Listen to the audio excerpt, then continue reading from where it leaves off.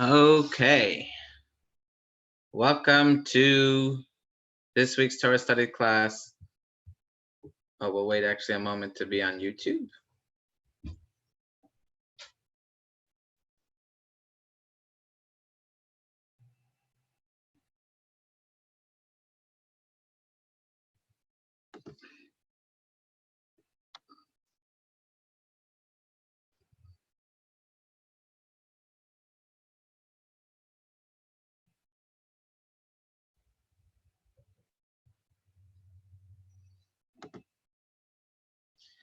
Okay, let us begin.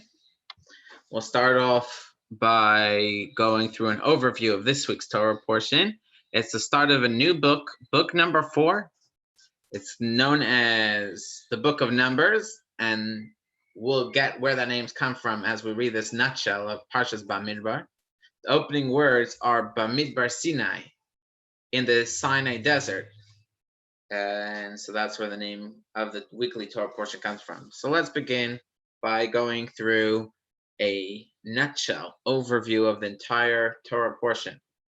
In the Sinai desert, God says to conduct a census of the 12 tribes of Israel.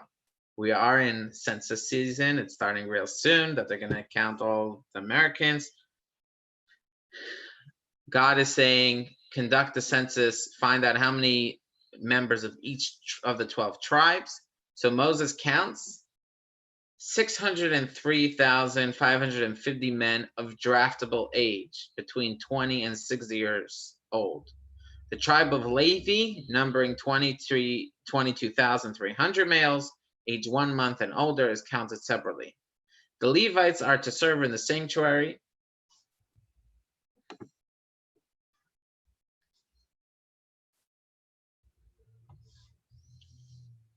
Okay, we're in the middle of our Bamidbar in a nutshell overview, and we explain that God instructs Moshe to count the people, and we're reading over here. So the Levites have a special counting separate than the other 12 tribes. The Levites are to serve in the sanctuary. They replace the firstborn. The firstborn originally was designated to be the ones to serve in the sanctuary, but because they were heavily involved in the sin of the golden calf, so they were replaced by the tribe of Levi. Now, the Levites were 22,300. The firstborns were almost the same number, since they were disqualified when they participated in the worshiping of the golden calf. The 273 firstborn who lacked a Levite to replace them had to pay a 5 shekel ransom to redeem themselves. When the people broke camp, the three Levite clans dismantled and transported the sanctuary and reassembled it at the center of the next encampment. Hi, yes. Welcome. They then erected their own tents around it. So there were 3 families in the Levites, the Kahatites, who carried the sanctuary vessels, such as the ark and the menorah, in their specially designed coverings on their shoulders. They camped to the south of the portable temple, the tabernacle. The Gershonites, in charge of the tapestries and roof coverings, camped to its west, and the families of Merari, who transported the wall panels and pillars, camped to the north. Before the sanctuary entranceway to its east were the tents of Moses, Aaron, and Aaron's sons. Again, we're just going through an overview, and then we'll do some insights. Beyond the Levite circle, the 12 tribes camped in 4 groups of 3 tribes each. So far we have the portable temple, the tabernacle in the middle, surrounded by the Levites, and we just went in which family of the Levites was where. And now, after that, the third encompassing camp was the rest of the 12 tribes.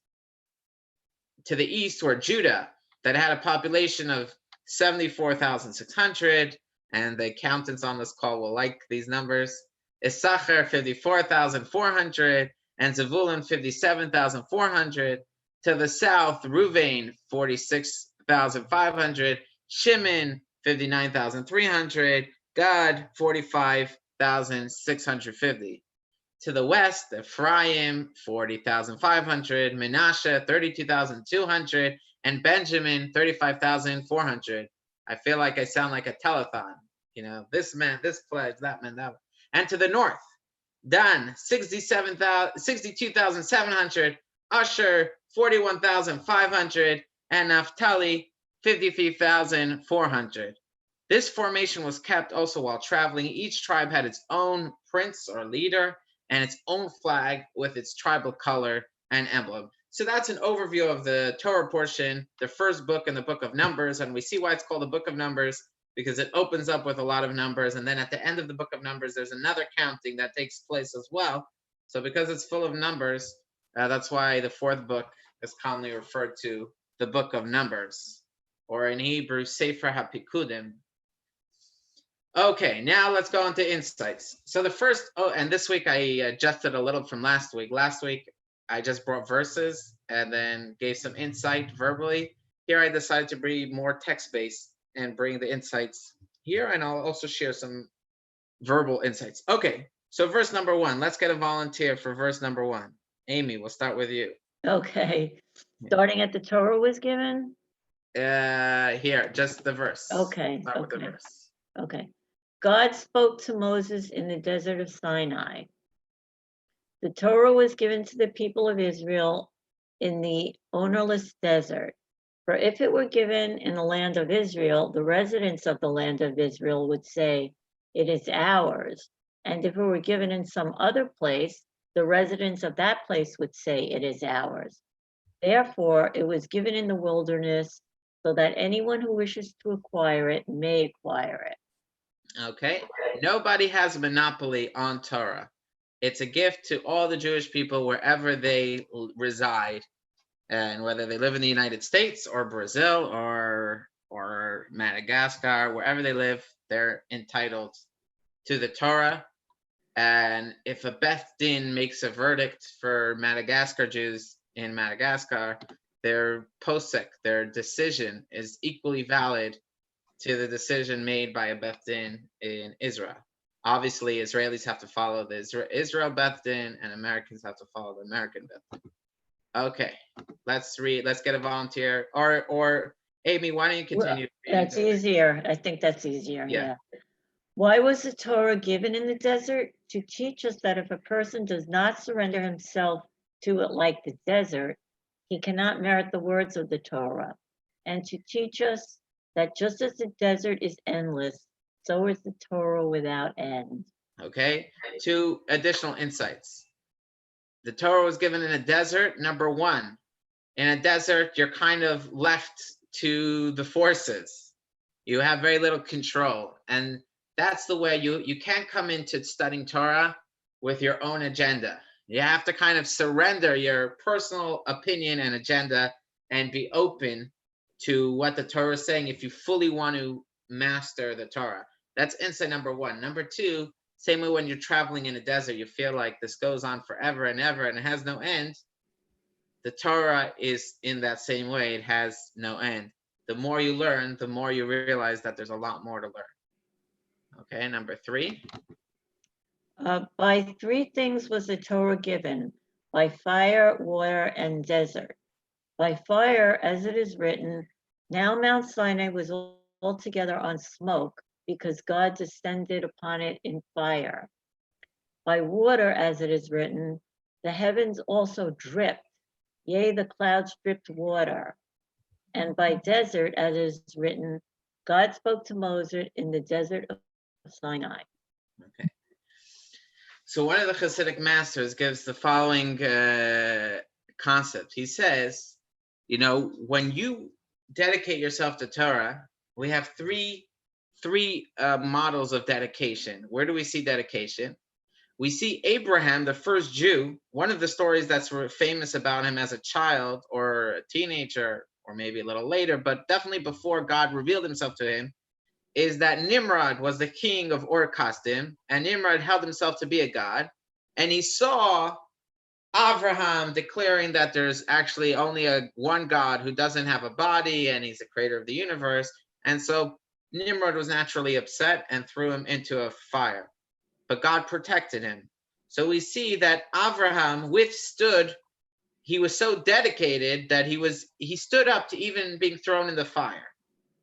Later on, the Jews are surrounded by the Egyptians on one side and the sea on the other side, and God says, go into the sea. So we see further dedication. So when Abraham dedicated himself, we say, okay, that's nice that Abraham did it, but that's just one guy. He's an Abraham. You expect us all to be Abrahams? So that's why we have that the Torah is compared also to water. We see that the Jews all ran into the water when God instructed them to. And of course, the miracle occurred and the sea split.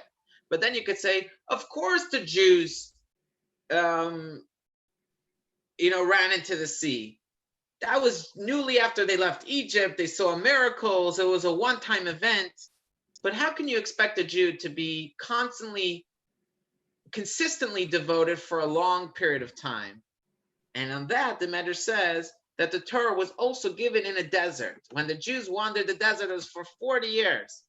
And for 40 years, they remained devoted, although they complained sometimes, but they remained loyal to what the Torah told them to do. And so these three concepts that the Medrash is telling us hint to three levels of devotion, or three models of devotion that we can have to the Torah. Okay, let's get another volunteer for verse number 2. Mendel, you think you could honor us with verse number 2? Hook myself. There you go.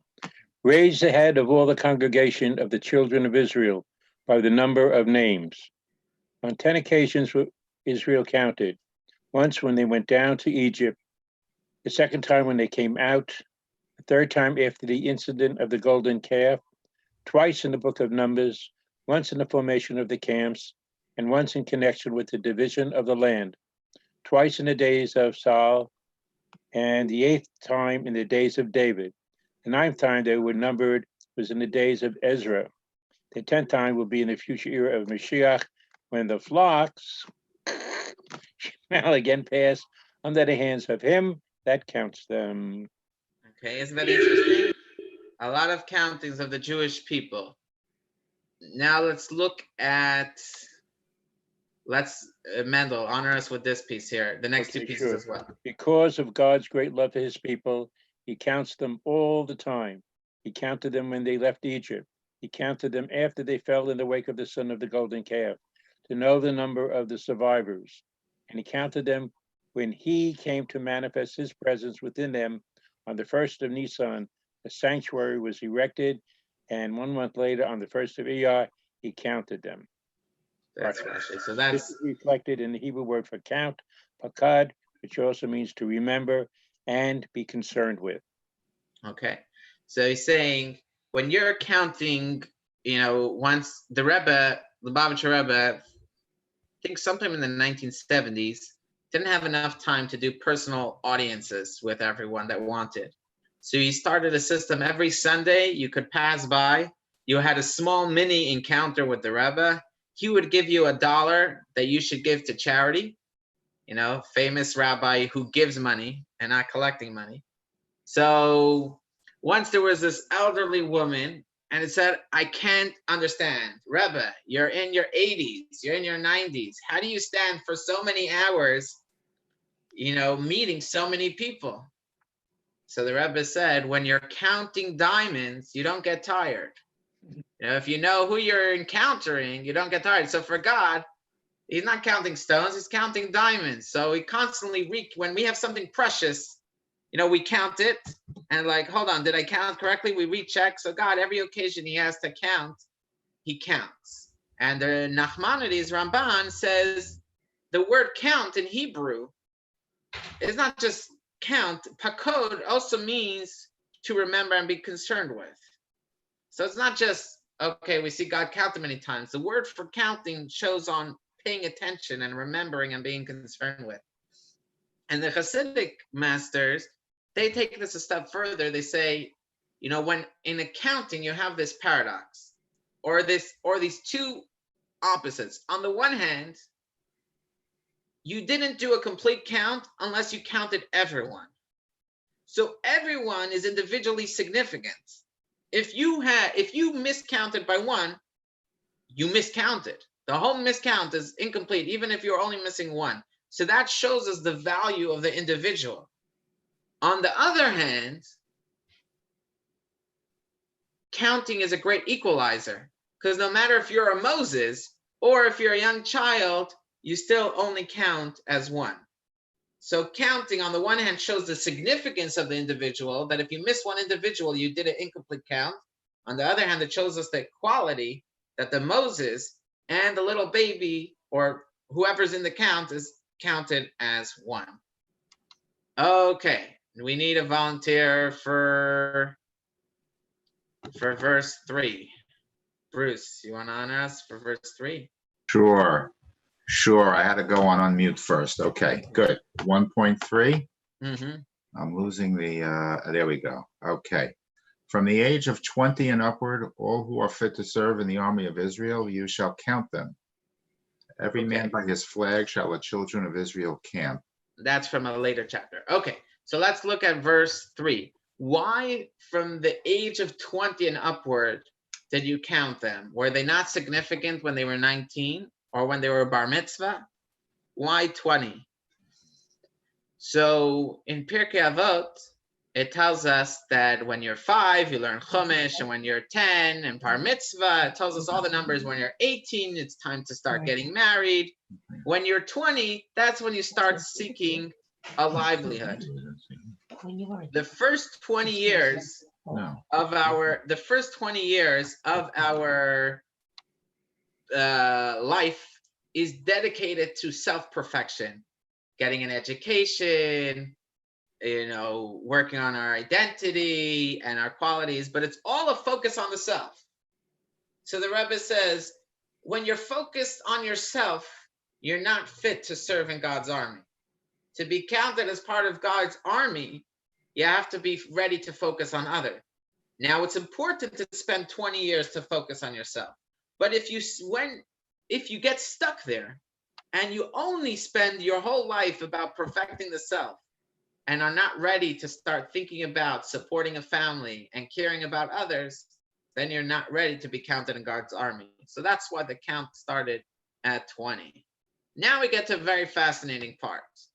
The fascinating part is that the Torah tells us each tribe had a place where they camped, and each 3 tribes together had a national flag.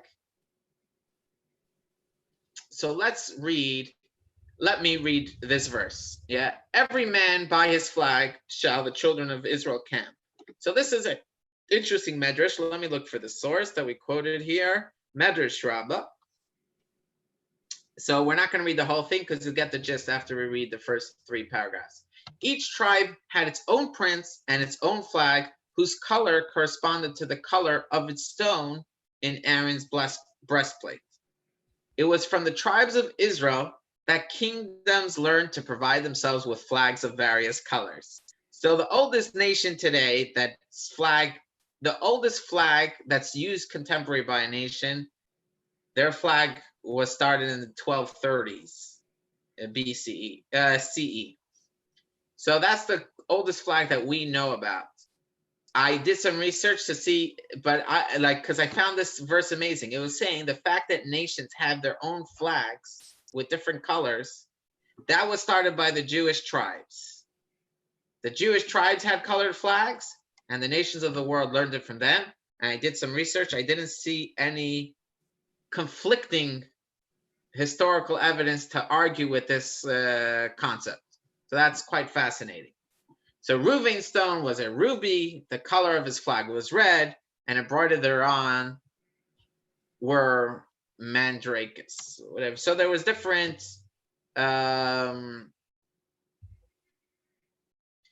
flags for each tribe. Okay, and it goes through the details.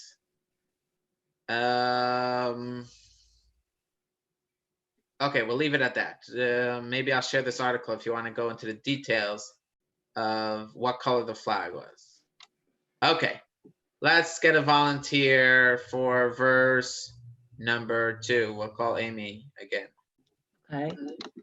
The children of Israel shall encamp, each man by his division, by the ensigns of their father's house. What is the meaning of by the ensigns of their father's house? When God told Moses to organize the Israelite camp, Moses began to feel distressed. He thought, now strife will rise among the tribes, for if I tell the tribe of Judah to camp on the east side of the tabernacle, and he says, I will accept only the south, and the same applies to Reuben, and the same to Ephraim, and the other tribes, what am I to do? Said God to him, Moses, why should that trouble you? They have no need of you. They know their place is full well themselves.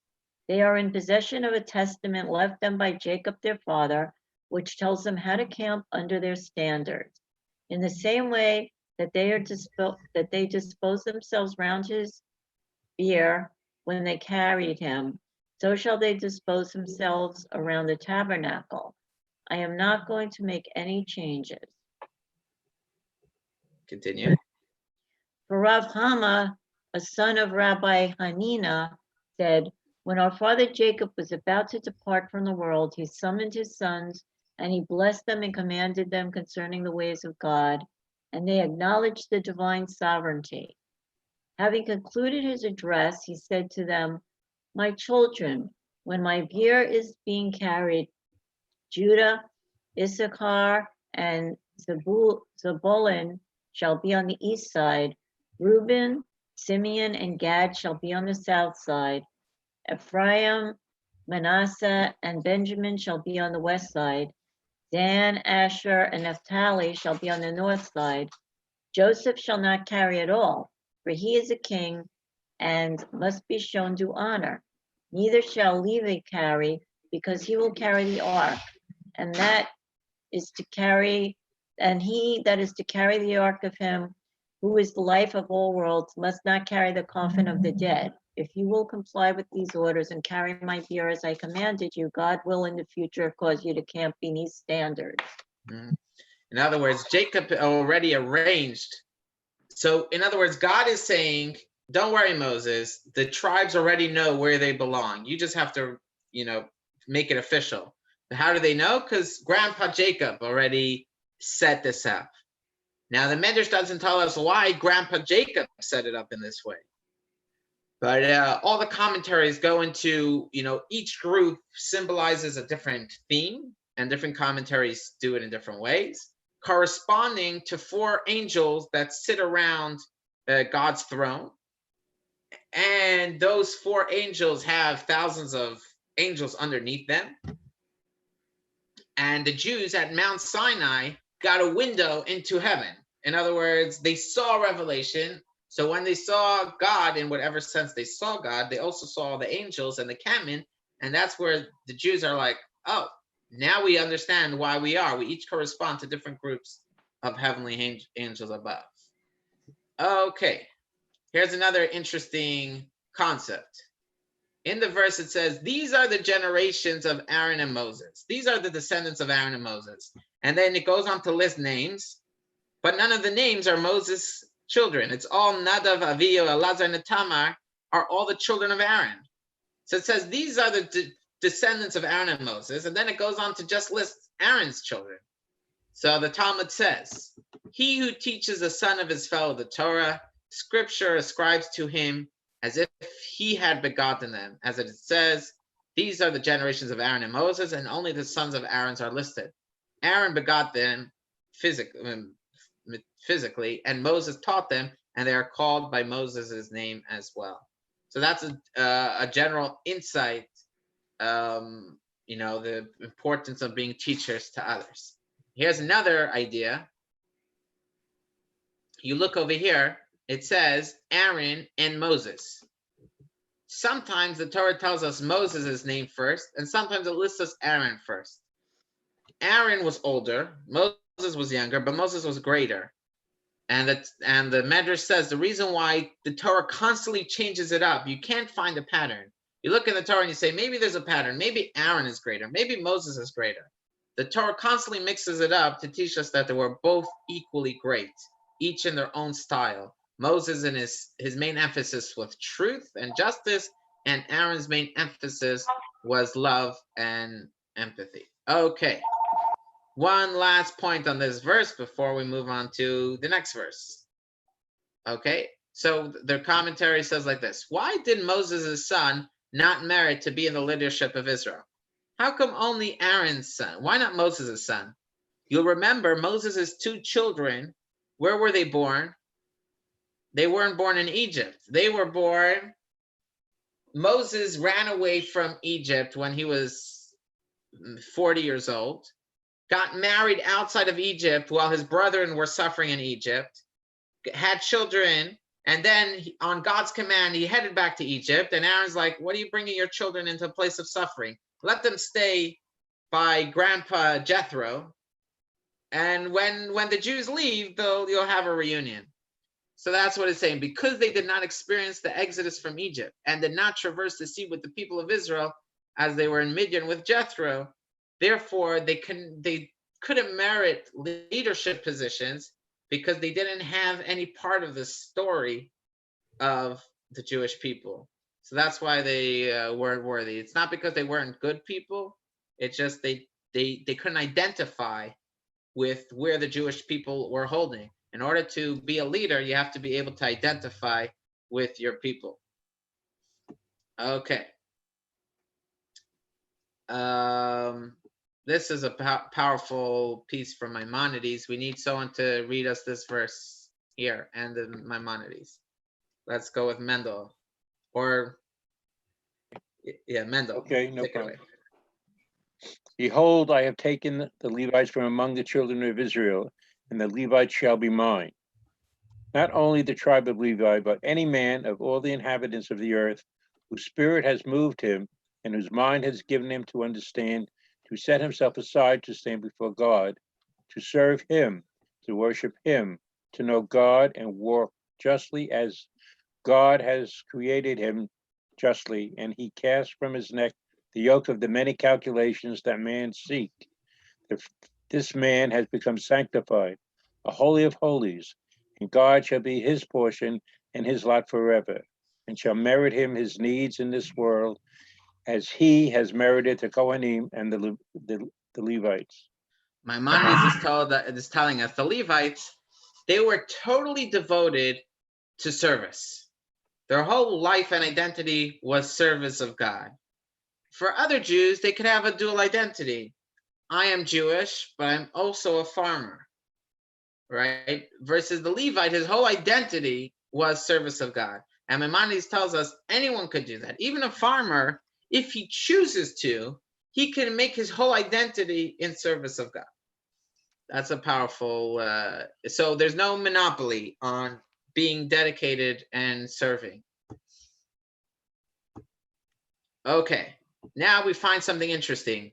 When we counted, if anyone remembers the tribes of Israel listed in all the way up here, we listed the numbers, right? So look over here. Anyone could spot the smallest tribe? Anyone? Ephraim? No, Manasseh. Manasseh yeah. seems to have the smallest tribe, 32,000, right? Yeah. And remember, Manasseh and Ephraim are children of Joseph. So really, Joseph combined is not that small because it's actually it becomes almost the biggest tribe. I don't know, the accountants will do the math if they compete with how they stack up against Judah, but pretty close. Maybe a little ahead, a little earlier. Wait, But so let's look. those two were sons of Joseph, not Jacob? No, they were sons of Joseph. Joseph wasn't counted as a tribe. His children, Manasseh and Ephraim, took the place of Joseph. Oh. In other words, Joseph and Levi are not counted as tribes, and Manasseh and Ephraim are. So that's why you have 12 tribes, even though Levi and Joseph aren't counted. So there's 12 sons of Joseph, 12 tribes that's come from Jacob, but they're not the same. Right. Oh. Okay, so now look at this. Remember, the smallest count was Manasseh at like 32,000. Then the Levites had a separate count. The Levites were counted. You know, the tribe of Levi was different from all the others. Even counting all members from the age of 1 month they were only 22,000, right? The entire, in other words, they were counted from when they were 30 days old. Every Levite was counted. The other tribes were only counted when they were 20 years old. The Levites are counted when they were 30 days old, and yet their sum is just 22,000. When those 30 years or older were counted, they totaled merely 8,000. So 8,000 is a lot less than the smallest tribe. So Nachmanides says, and we're short on time, so I'm just going to say it outside. Actually, maybe it's better that we read it inside. It seems to me that this verifies that which our sages said, that the tribe of Levi never was subjugated to slave labor in Egypt. In other words, the Medrash tells us that when the Jews, how did Pharaoh get the Jews to become slaves? He didn't just say, okay, now you're my slaves. The Jews would have revolted or left. Instead, he said, I'm looking for volunteers. And the Jews wanted to be patriotic, so they showed up to work. And before you knew it, at first he started paying them, and then he said, we're short on funds.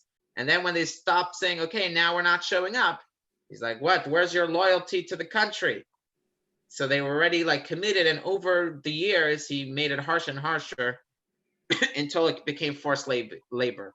There was one tribe that didn't show up. That was the tribe of Levi. They never came to volunteer because Jacob told them, you have to dedicate your lives to studying Torah. So they never were part of the slavery. So Aaron as well, Miriam, they were part of the decrees to kill the male babies, but they were never part of the slavery. Now, if you read in the verse of the Torah, it said, God greatly increased the numbers of Israelites whose lives were made bitter by the Egyptians with hard labor in order to decimate them, in order to counteract the Egyptian decrees. As it is written, as they afflicted them, so did they increase, and so did they grow strong. The tribe of Levi, however, increased only at a natural rate. In other words, 70 souls came down to Egypt originally.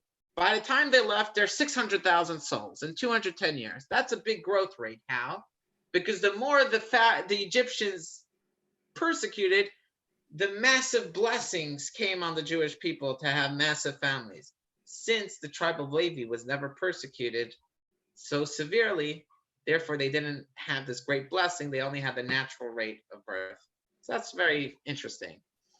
I think we'll close at that.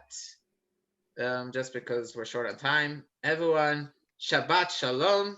Shabbat Shalom. Shabbos Rosh Chodesh is a special Chodesh Shabbos. Tov, Chodesh Tov. Chodesh Tov, and only good things. Amen. Amen. Amen. In regards to your father. Yeah, will Yeah, do. regards to your father. Bruce, do you think we should open for Shavuot? Or for Shavuos? Well, what about Thursday night? You want to stay up all night? Well, I'm going to do it either way. The question is, Just keep your Zoom will I open. have We'll people pop in and to out. keep me company? Okay, take care. Very good. Good Shabbos. Well, you'll let us know, right? I'm going to put it, we're probably going to make our decision Monday. Okay. We're waiting for more guidance because every day the news changes. Yeah. I know. It's Maybe- definitely, even if we open it, it's not going to be recommended. It's for those that want to come, Yeah. they'll be able to come. Right. And definitely if people have health issues, they definitely should be smart and stay home. No question. Right. Yeah. Maybe, Shabbos is Yisker. Right. So that would be a good time, but, I don't know. And the 10 Commandments, is also Yeah. important. Nah, But it's really, right now, they're limiting the number to 10. That means, Yeah. means I have to kick you out. Exactly. Exactly. Yeah. If we did it, you really should take a poll before to know who's coming, Right. We would do a booking, a reserving. Yeah. Yeah. And maybe, people would have to reserve. And maybe I wouldn't come Shabbos, so somebody who needs to say Yisker could be part of Well, the 10. no, we have a tough enough time getting 10 as it is, so I wouldn't. For a understand Yisker? that. I think Well, we'll for have Yisker, it. no, especially on a Right. Saturday. Yeah. Right. Are you I think talking maybe about, you're talking about next Saturday, not tomorrow, Next. right? yeah, next Saturday is a Okay. Yisker. Yeah. Yeah. This Amy, is this in the first year? My father is over a year, my mother is under, Ah, okay. yeah. So I then got you it. do say Yisker. Yeah, I have to say it for my father, I have to. Okay. All right, so Shabbat Okay, shalom. Shabbat Shalom. Shabbat Shalom. Shabbat Shalom to the Rebbitzin also. Yep. Okay. Yes, thank Take care. you. Okay, Thank bye-bye you now. for these good classes. My pleasure. Okay, bye-bye. We're thinking next week, not Yeah. next week, because next week, Friday, we can't, it's Yom Tov, so we can't do Zoom, but maybe afterwards, when we could meet again, maybe we'll continue doing it physical and air it on Zoom. Oh. Do both. Yes. Good, Yes. and that's great. I think it's a great I have to idea. get the Wi-Fi, Great maybe idea. I have to work on the Wi-Fi because it's not so good in the synagogue, but we can make an investment in it and fix it. Okay, sounds good. Okay, Yeah, Shabbat Shalom. very good. good Shabbos. Good Shabbos.